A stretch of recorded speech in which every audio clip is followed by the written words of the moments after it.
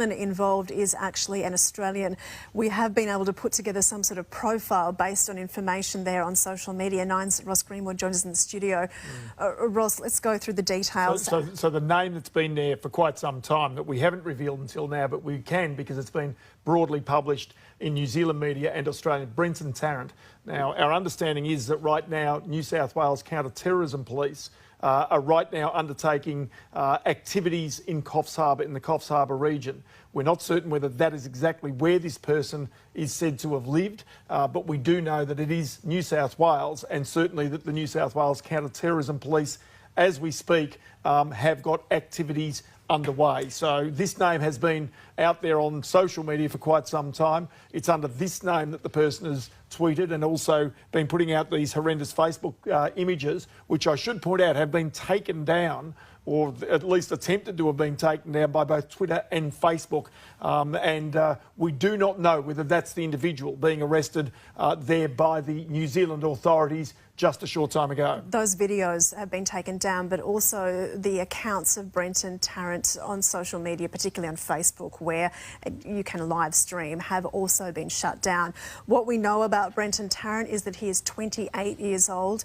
The man, we understand, currently lives in New Zealand, but is an Australian.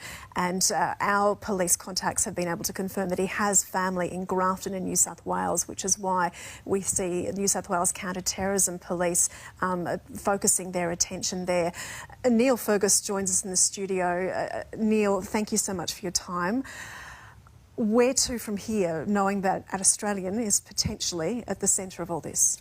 Well, it's a grave concern for Australian authorities, but equally at the moment, one of the key issues, as you know, in Christchurch is to try to see whether this individual was operating alone. There have been conflicting reports over the last hour and a half or so that said that there was a second person, and then it appeared, and perhaps this culprit had gone from one mosque to the other, which is actually quite close.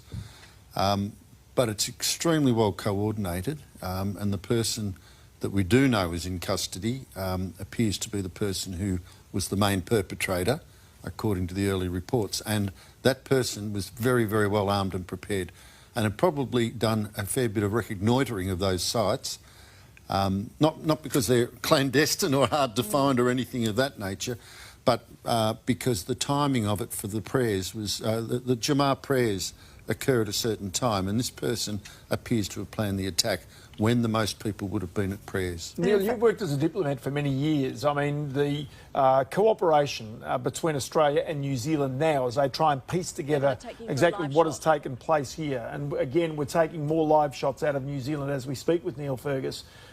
It is obviously something that they are familiar with each other, but they right now will be trying to not only piece together the movements, but also then the motivations of these individuals. Absolutely, Ross.